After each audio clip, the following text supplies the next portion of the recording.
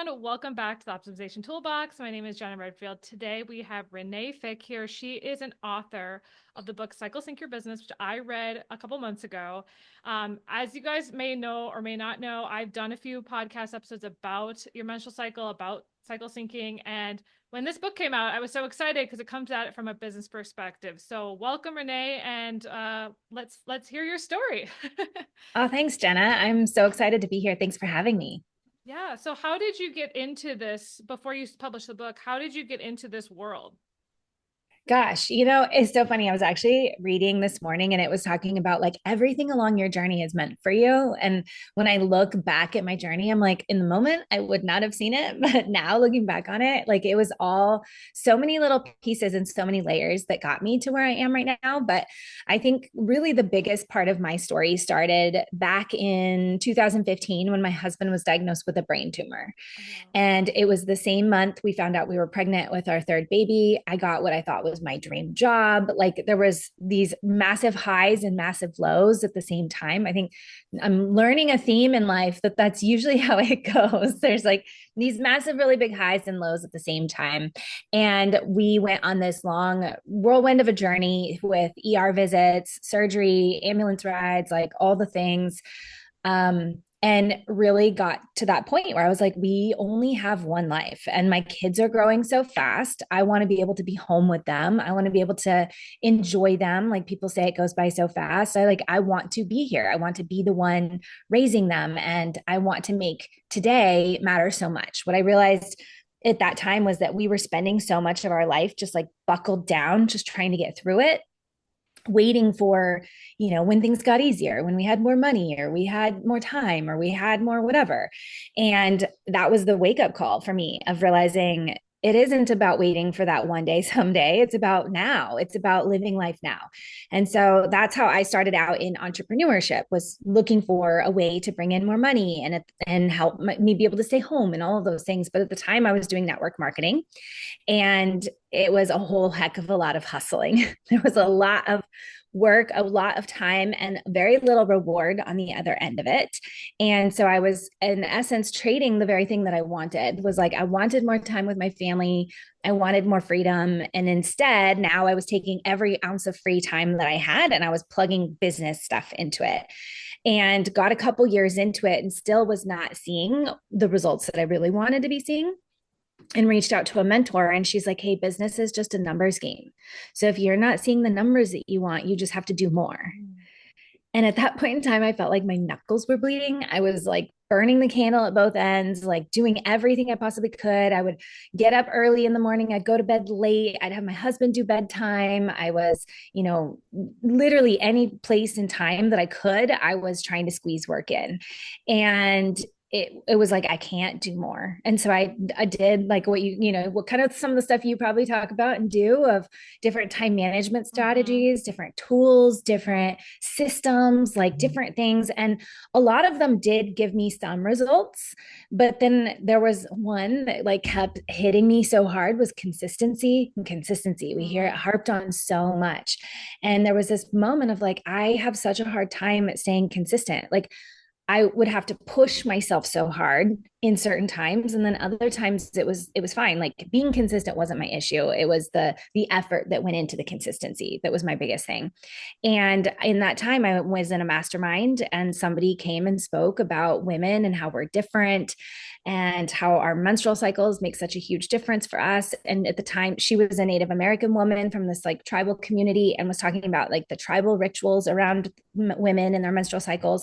And it was a little bit too off the topic, like too far for me at that point in time.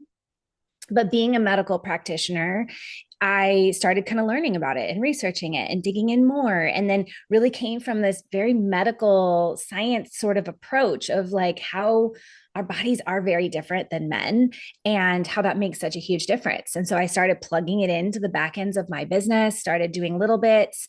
And it wasn't for a few more years later that I started sharing it with the women that I was working with. And they're like, oh my gosh, this is such a game changer. Like, why are more people not talking about this? And as most entrepreneurs do, they're like, ears perk up of like, oh, maybe this is what I'm supposed to be Mm-hmm. talking about. And then I went down that road and it's been the best thing ever since. Yeah, I've always said that we are not taught enough about our bodies in Mm-hmm. school.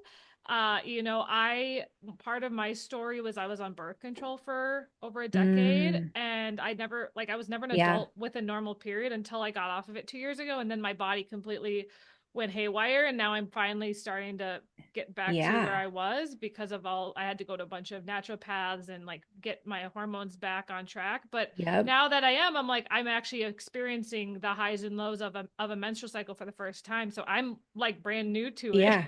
as an adult, Yeah. which is crazy. So how would you describe your business to someone when you're or like if someone's brand new to it, what Mhm. how do you consider starting that conversation? Yeah. I think it's just kind of one, just understanding how, well, one, the world is so cyclical, right? So, Mm, my area of profession is occupational therapy, and we have a whole practice act, and we talk about rhythms, rituals, and routines, and how humans are so rhythm making. Like we are designed to be in rhythm, but it's not just our us, it's the entire world, right? Like we look at spring, summer, winter, fall, mm-hmm, we have the life cycles, we have different, election cycles, we have different like everything mm-hmm, has a cycle. And so when we start to kind of break that out and really look at, like, we all have cycles, men and women have very different cycles. mm-hmm, So the hormones that men run on predominantly is testosterone has a 24-hour rhythm, kind of like the sun, right? So the mm-hmm, sun and men have this more 24-hour daily rhythm sort of cycle. Women have estrogen and progesterone that functions more on a monthly schedule, like the moon. So we have these two big, huge guiding forces in our universe that reflect both of those energies that we kind of have. But women are very different in the sense that, like, estrogen feels very different than progesterone does. So where you are, day 7 versus day 14 versus day 21 is going to feel very different. So when we look at all of those habits, that, like habit stacking, routines, all of those productivity tools, all of those things, a lot of it comes from more of that masculine approach of like a 24-hour rhythm, that Monday is the same as Wednesday, is the same as Friday, is the same as, next week, is the week after, whatever. It's like, let's plug in this habit and create this habit. And the habit is the thing that's going to help you become productive and successful. But when we look at women, there's going to be days where that habit is going to feel really easy, and your brain is going to be on and ready for that. And there's going to be times when your brain is not. And what we know now, there's so much more research coming out. And I think this work is only going to continue to evolve as time goes mm-hmm. on and we Yeah. start doing more research, because we really just haven't researched women at all, much at all. Like you Mm-hmm. talked about, like women on birth control were the only people that were allowed in medical studies up until in the last couple decades. Yeah. And when I say last couple decades, I don't mean like 50 decades. I mean the Mm-hmm. last like 20. Yeah. Like, True. 20 last 20 years is really Mm-hmm. the most that we have this understanding of how women's menstrual cycles and hormones are really impacting them. But the newest research that I've seen coming out about the brain and the MRI studies that they're doing of women, different phases of their menstrual cycle, is that different parts of your brain are actually active at different parts of your cycle. So that time, like if you, I know if you have ADHD or if Mm-hmm. you have different focusing issues or things like that, Mm-hmm. those times when you feel like you cannot focus, Mm-hmm. potentially it has to do more of where your brain's actually at versus those other times when you're like lasered in, you're feeling so productive and you're like, why can't I Mm-hmm. keep this up all the time? Chances are a lot of it has to do with your hormones. It has a lot to do with where your brain is actually functioning. So rather than kicking ourselves and saying, like, why can't I be more consistent, why can't I be more productive, like why can't I get these habits in stack, whatever, is what we have to take is take off that lens of the consistency of day to day to day to day, like that daily rhythm of men, and look at, like, what does it look like when I expand it out to a month? And Mm-hmm. what does it look like where if I know this is the time when my brain is more emotional, this is where my brain is more detail oriented, this is where my brain wants to like put everything together and be more organizational, but I may not want to talk to a single person in the world. How do I lean into that during that time, and then let the time when I'm like a bouncing bumblebee and want to do everything under the sun and get so much done, like how do I stay aligned with where my brain's actually happening. And Mhm. for most women is that they're not. They're fighting against that all of the time. So whether it sends them through a shame spiral of, I'm not good enough, I can't do this, like, why isn't this working? Or if it just helps them feel totally burnt out, getting on track with where your brain's naturally at makes things so much easier. Yeah, and for those, I was gonna mention, I saw this reel right before we came on that they're now studying menstrual blood and how it might have stem cells. I don't know if you saw this. I have seen that. I haven't dug into it to Yeah. like look at the validity. I always like, I see stuff on Yeah, Instagram and whatnot, and I'm like, I yeah. want to make sure. But I have Yeah. seen that. I have seen that. I'm just curious because it's just like we haven't like it's almost like everything was dismissed for so long that it's not Yes, like worth anything, and now it's like, oh, maybe women who give life actually have a purpose besides, I don't know, you never know. It's just like we there's so limited data and studies like you Mhm. mentioned. For those who are new to this and maybe just know about PMS or just your period, can you explain the four seasons? I know that's a huge part of the book, and I know that's a huge part Yeah. of what cycle syncing is. Could you kind of go through each season and kind of what happens and what that means for your body? Totally. So the first phase is your menstrual phase. That's the one most women know when you're bleeding. And that's when your body is like literally shedding out and cleansing. So it's physiologically and emotionally a very good like detox time of like cleaning out and clearing out. It's the time of the month that I call it the recharge phase. When I first, like, even coming from the medical space, I could never keep clear like what's the follicular and what's the luteal and like where do these things fall? So when I was learning it, I kind of like coined it names that were like, this is the energy of that phase so that it helped and it kind of stuck. Like my clients have loved it. So the recharge phase is that menstrual phase because that's what it really is geared towards. It's really geared towards helping you recharge and restore your batteries and take that time in that space. So many women aren't like, we're just muscling Mm-hmm. through, kind of keep going. But physiologically, you may need that. Like you're losing a lot of blood, that's a lot of iron. That's a lot of energy. Like it's a lot of things leaving your body. Mm-hmm. So focusing on recharging during that phase, focusing on that it's oftentimes like the most intuitive time of the month. So the time of the month when you come up with your greatest ideas or you come up with the things that feel the best for you or setting those goals, those intentions for the month. How amazing would it be that every period phase you like carved out a day or two and you said, "Hey, I'm just going to focus today on listening in, figuring out like what's working for me, what's not working for me, where do I want to readjust, how do I want to realign this next month," and how much more intention that would bring into your life than just living day to day to day to day. So that's the first phase. The second phase is your follicular phase. So that's as that estrogen starts to really ramp up, it creates a lot of momentum. So, especially if you come off that recharge phase and you've done some good recharging, you're like, I feel back, I'm here, let's go, let's get some things done. So, it can be a really great time for getting big projects up off the ground, doing all those things maybe that you've been putting off, the things that are a little bit harder, that like a to-do list. Like if I have a to-do list of like a bunch of random stuff that doesn't fall on my like high priority list, but it's stuff that needs to get done, that is the phase to do it because you're going to be like, just check, check, check, check, check. Let's get these things done. So I call that the accelerate phase because that's what it feels like. It's like, okay, let's get this big acceleration going. As your estrogen peaks off at the top is where you ovulate.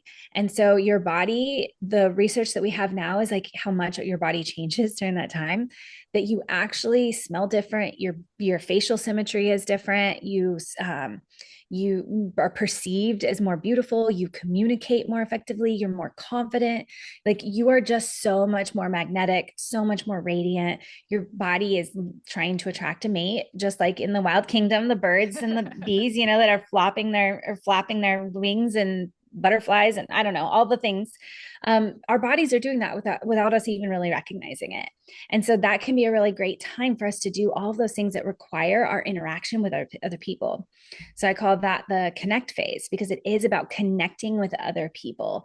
It's relating with other people. So if you have a presentation, if you want to ask for a raise at work, if you want to have a tough conversation, any of that type of stuff where you are communicating and relating with other people is great.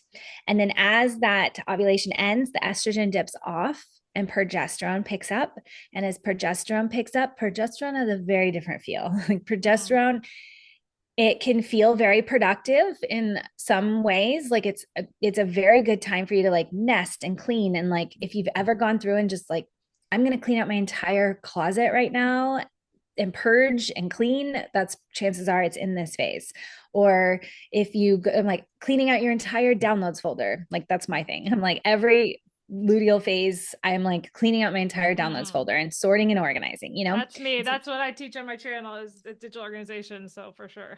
Yes, yes. Like every other day of the month, it just goes into the folder. And that one day, I'm like, I can't live with it in this folder anymore. Like it's got to go where it's supposed to go. Mhm. So it can be a very organizational time, but it can also be very emotional and it can be very moody. And so sometimes it gets a lot of bad rap because of Mm. how emotional and moody it can be. But I coined it and named it the reflect phase because it is about that inner reflection. It's about our time for turning inward and really looking at like, what are those fears? What are those beliefs? Why are those things coming up? Like, why are we feeling triggered? What happens is that the more triggered that we are and the more emotional that we are in that phase tends to be the more imbalanced we are. It's the more out of whack we are. Mm. So for example, this last month, I went through the luteal phase. I didn't, if I didn't have a calendar, I wouldn't have even known I went through the phase Mm. because I didn't feel that very heavy emotion. I didn't feel that overwhelm like I sometimes do, like the world's falling apart. And it's because I've gotten really good about Mm. honoring where my body's at and what it needs and supporting it through all of those different phases. So sometimes that can be part of it. Like if you are somebody that's like way extreme in that phase, that can be partly why. But also, that emotion, if you're an entrepreneur, that emotion can be really incredibly powerful for you because you're going to be able to connect with your audience. You're going to be able to understand what they're going through. You're going to be able to write content and write copy and write things that like they're going to really feel so much differently than if you are just writing it from that more logical brain space, right? Mhm. We connect with people through emotion, not through just necessarily logic. I mean, some people do, but like a lot of it is that relatability. And we have so much deeper of that. We just don't want to do it on camera or talking to people. It's like, let me write it out and do it more written ways. Yeah. Yeah, I'm teaching a class next week on how to be it'll be past this once it comes out probably, but it's gonna be on how to be like be on camera, like Mm-hmm. how to be good on camera. And I like to batch content, so it's like Mm-hmm. batch it while you're ovulating, or you know, it's like there's like Totally. certain things that like could be more effective to do it all at once in your business. And I think one of the biggest things that is probably the biggest factor is just awareness that there Yeah. is different cycles and then tracking it. How do you track it, and how do you use an app? Like how do you know where you're at in Mm. your cycle? Yeah, great question. So it's different for everybody depending on where you are in your kind of journey. I definitely recommend people that are just kind of starting to figure it out I like doing it on paper. Mm. There's very few apps that will give you this ability to like understand all the elements, right? Of like what's actually happening in your body in your cycle without necessarily just trying to predict things. Mm. Um, and sometimes it's just easier to see it like side by side by side to see what are your trends. A lot of the apps are going to take the overarching information about the cycles and just kind of try to like layer that into your life. And I really focus on teaching my clients how to listen to themselves Mm. because most of us have never really been taught to listen to ourselves.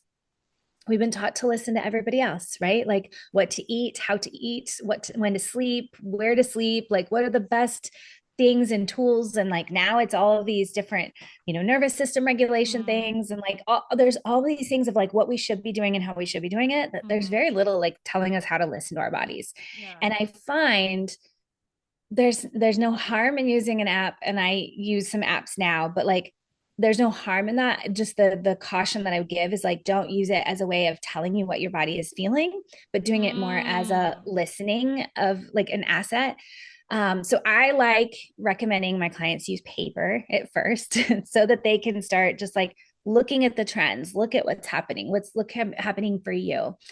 And then there are some elements of using an app. I love my Aura Ring. Mm. Um, there's other devices too that help you track ovulation because Mm-hmm. ovulation is actually the queen of your cycle, not your period. Mm-hmm. So even just recently I had somebody saying like my periods like sometimes comes late, my period comes, early or whatever, and it's not your period. Your period is Mm-hmm. just responding to ovulation. So if your period is doing something wonky, it's because ovulation is doing something wonky. And when we can figure out what's happening with ovulation, then we can actually fix the problem rather than just being as like almost like a victim to when your period's going to show up. So one, tracking ovulation, you become a better predictor. You can see at least about 2 weeks ahead when your next period would come. So you're not operating blindly.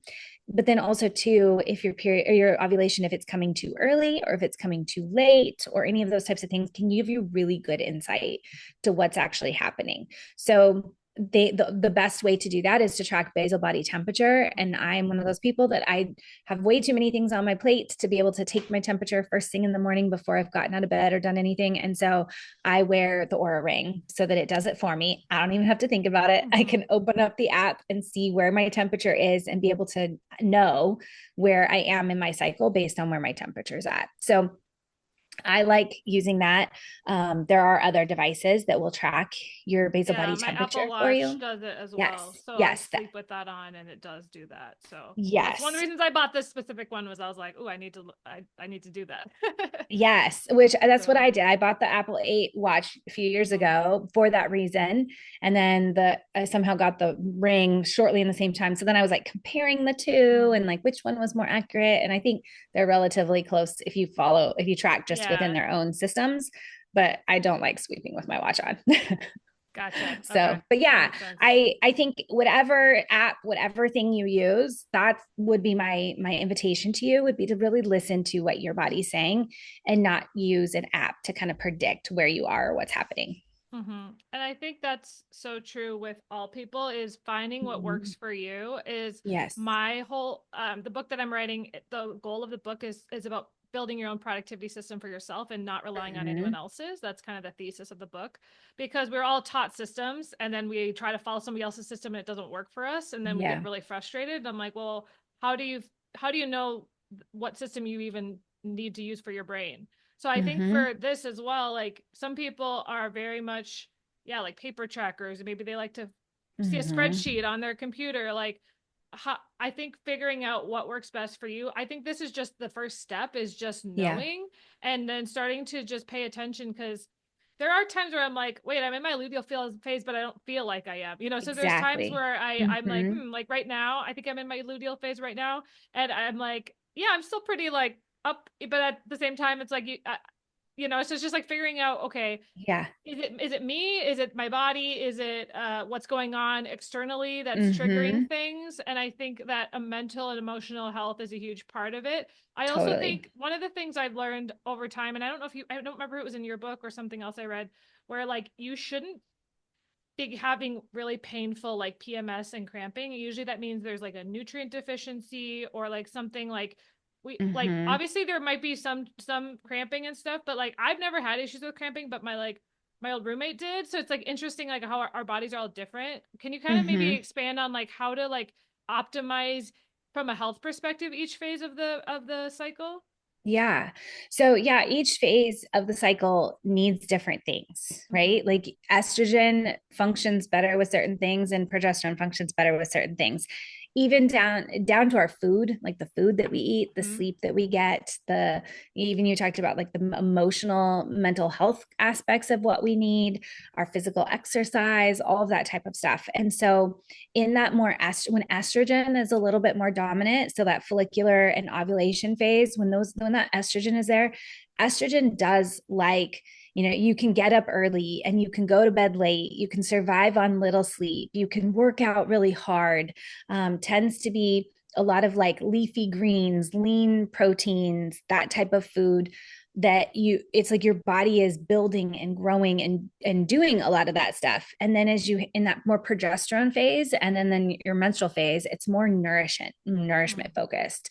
So looking at foods that are a little bit more nourishing, they're a little bit more restoring, they're maybe a little bit higher in carbohydrates oftentimes. Like I've recently been working with a doctor that's like focused on helping me eat in more of like a keto realm. Mm-hmm. And Mm-hmm. I said, okay, but I'm very into like my hormones and Mm-hmm. supporting my hormones. And so like there may be a couple weeks where I'm like needing to eat more carbohydrates. And they were like, that's Mm-hmm. fine. Like that's Mm-hmm. normal. Like go ahead, do that, fine, you know?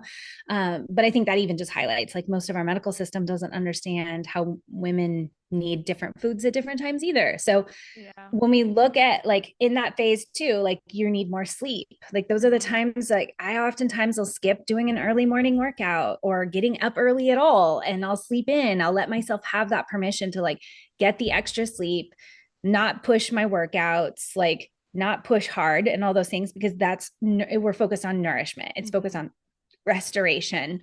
And what you said too is like when we are experiencing symptoms, usually it is the fact that we have something that's a little bit of imbalanced. Mm-hmm. I think a lot of women, and I want no one to feel like shame or anything in regard to like, but I think there's a lot of women's health things out there that have been normalized in our Western medical Mm-hmm. society Mm-hmm. as just as a part of it is, and this is how it is, and there's really no healing. Mm-hmm. And I think a lot of women have kind of taken a little bit more of like a victim mentality to that. Mm-hmm. And I get it. I get that like if you're one of those people that's like struggling with endometriosis or PMDD or Mm-hmm. really painful periods or any of that stuff, it can be really hard to feel like this is your experience and nobody can give you any support. Like there's no one that's really able to help you provide any shift for that. And so I understand that, but I think it also when we attach to that like this is the way it is, then we're Mm-hmm. never going to find that hope or the change or the possibility of healing. And Mm-hmm. what I have found, and I don't work with healing people in their Mm-hmm. realm of periods, but I do have friends that do. Mm-hmm. And what I found is that so much of it does come down to our lifestyle. So Mm-hmm. much of it comes down to our nutrition Mm-hmm. and our food and how Yes. we're really supporting our bodies. And that a lot of women can get healing from Mm-hmm. a lot of those things that maybe they've just taken on as like, this is just how it Mm-hmm. is. Yeah. So, whatever it is, whatever you're experiencing, like any of it, right? Like lean Mm-hmm. into it and say like how can I make shifts and things that are going to help support the healing of my body. um Even for me this last year I got diagnosed with melanoma, and so Mm-hmm. I'm very like conscious and aware now Mm-hmm. of what things in my environment, what things in my food, what things in my habits are supporting and cancer, and how Mm-hmm. can I help reduce that cancer load, how can I help reduce the cancer from spreading and all of these things, right? So like Mm-hmm. we're all going to be faced with something, and Yeah. it's a matter of how we choose and what we believe is possible for Mm-hmm. it on the other end that really makes the biggest difference. Yeah, I've been on a health journey this past year as well, and I've learned a lot about myself. I've done some genetic testing and hormone Mm-hmm. testing and blood testing, and like I think knowing your levels of things is really Yeah. important because then you find out instead of just throwing a supplement at something being like this might help, like know Yeah. where you're at and know what you actually do need to be supplementing or you need to be taking more of, or maybe if you have allergies, like stop taking that Mm-hmm. food. Or I think just yeah, what I love right now is there are a lot more people talking about it on social media Mm-hmm. than there has ever been. And I Totally. think that sometimes there's almost too much information, or Yeah. you're it's kind of like, wait, is this right or is this right? But it kind of gets people actually interested in learning. So I think Mm-hmm. one of the reasons why I was like so excited about this book is I was like, this is really going to be an introduction to people that this is a huge factor, especially for women. How did you decide to write the book? Was it something because you just were constantly talking about with clients that you're like, I just Mm-hmm. need to write this down and put it on paper? What was kind of the impetus for that? Mm. Well, I actually have a friend of mine who owns a publishing company, Okay. and we did a podcast interview, and she was on my podcast and was talking all about like self-publishing these books and how writing a book, how it's so helpful for business owners and all these things. And she through the interview was using me as the example. So she Mm, was like, if I, like for you, Renee, if you were to write a book, like this is how you would lay it out. This is what you would say. Or mm. like, these are the things. And by the end of it, I was like, damn it, Courtney, now you made me feel like I have to write this book. Like Mm, she knew me. We've talked about it. Like I've always wanted to write a book, but it mhm. always was one of these things like, it'll happen someday down the road. Like I Yeah. can't focus on it now. But after that, and then she wrote a book, basically step by stepping Mm, how to help people self publish a book. And so it kind of was that was the impetus of like, yeah. okay, it just needs to happen now. So Yeah. it really was one as a means of like I work with clients in coaching and programs and things like that, but there were so many other women who were asking for information that maybe they didn't feel like everything I did or my programs were 100% what they needed. And Mm-hmm. so the book was kind of like, here's an entry point for those women to be able to kickstart and get going and at least get some things moving forward. Mm-hmm. So, yeah, it was kind of one, it was like a personal goal, Mm-hmm. passion that I'd always had. And then Yeah. two, I knew that I wanted to be able to get the information out to as many Mm-hmm. women as possible because it does make such a huge difference. And so the book was kind of an easy entry point for a lot of people to be Mm-hmm. able to do that. And Yeah. what has it done for your business, from a personal branding perspective, from a sale? I guess I'm just curious, like Yeah. how it's impacted you. And you could publish it within the last year, correct? Yeah. In October. October. Mm-hmm. Oh wow, so Mm-hmm. really recent. Yeah. Yeah. Yeah. So I think for me, the biggest things that I've noticed is one, just credibility. So like Mm. it builds in a credibility and authority factor, I think, for Mm-hmm. people that they are like, hey, this person actually has enough information and Mm-hmm. knowledge that they wrote a book about it, not Mm-hmm. just somebody who read a book and is now Mm-hmm. trying to say it online. I think that has been a big factor for me. I think one of the coolest things for me is to get little notifications. Like I got a notification the other day that somebody picked up my book in a little bookstore in Belgium, which I'm like, Mm. that is so fun. Like that there's somebody in Belgium that Yeah. found my book at a bookstore, like just being able to pick it up. I think it's also been really helpful to like talk to people and that the book was their first gateway point to Mm-hmm. touching with me. So I Mm-hmm. think even that was another big reason why I wrote the book too, was almost like a lead magnet, Yeah, for sure. like a place for people to kind of Mm-hmm. get to know me. Mm-hmm. Um, and I think it does, especially in today's online business, like Mm-hmm. it's really hard to for people to feel like they know and trust other Mm-hmm. people, It's right? so Like there's true. so many people out there. Mm-hmm. There's so many people that feel like they've been burned. There's all these, like, we're just in a weird space online, I think, in these days. Yeah, And true. so there's the comments and the feedback that I've gotten from people is that they felt like they knew me by Mm. reading the book. Mm-hmm. And I think that the credibility, the no factor, and to give people like quick wins right out of the Mm-hmm. gate, I think it goes a really long way. So I think that those while like you said, it's only been October, Mm-hmm.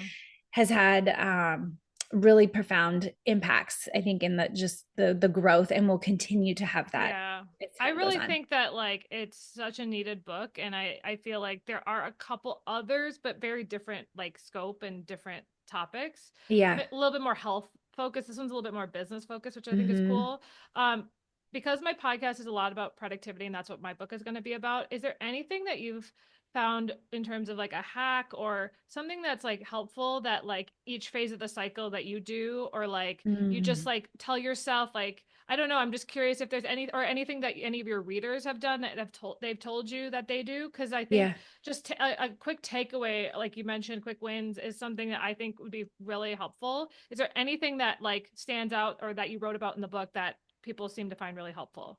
Yeah. Well, I would say the one thing that I definitely recommend to all my clients is to ask themselves the question every day is like, what does my body need today? Mm, Because just like you said earlier, sometimes you're in a different phase and maybe based on different circumstances of life or food or rest or whatever, like there's so many layers. Maybe you're not feeling that energy. Maybe you're feeling something different. And it's always great to help still continue to support yourself in that phase, but mm, also really understanding and acknowledging like, where am I and like, what do I really need? mm, And I think the biggest thing that I could walk people away with is that the biggest hack to your productivity is actually slowing down. mm. A lot of Love us that. think that like the more that we have to do, the busier that we are, the faster that we go. And I am preaching this as a recovering type A go-getter, busy. And even today, like many women, I do a lot. I do a lot. I've got 3 kids. Mhm. I still work at the hospital Oh part-time. wow. I run my business. Like I was coaching soccer. Like there's a lot that I have Mm, going on in my life, right? mhm. And so people will say, "Oh, give it to a busy person. A busy person will get it done." And Mm, it is true. It is true. Like a busy person knows how to just be like, "Let's get something done and quick and off the mhm, plate." So I'm there. I get you if mhm, that's you. But I also know that the most powerful productivity that I have is when I'm coming from a place that I'm grounded and focused and not spinning my mhm. wheels. Yeah. So before I do anything, I have a 2 hour business like work zone. Like if you were to build a Mhm, business in just 2 hours a day, what would you do in those 2 hours in that day? And it's something I teach inside my programs. And the first part of that is spending the first 10 to 15 minutes in either meditation, a tapping exercise, a breath work, something of that nature that's going to help you recalibrate and recenter on your mhm, inner knowing, your inner intuition and your body and settling it, because there's nothing we're going to be able to get accomplished if we have a fried nervous system, and eventually we end up burning out that way. And two, if we're just spinning our wheels, we're not getting things done as effectively. So if I were to say anything, is like the fastest way to get anything done and to accomplish the most and to be the most productive is actually the opposite of what you think. It's mhm. actually slowing down.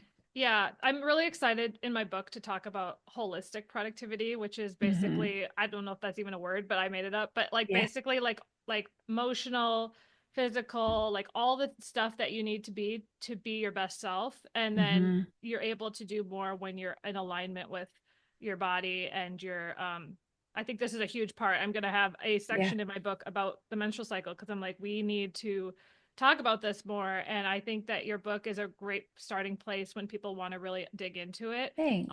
Is there anything that you are available to promote? Like I know you have, do you have courses or is like a program that you have? You Yeah. also have the book. How do people work with you? Yeah, I mean, the book is a great place to start. So you can go just to cyclesyncyourbusiness.com and grab access to the book. It'll link up there to wherever it's sold and things like that.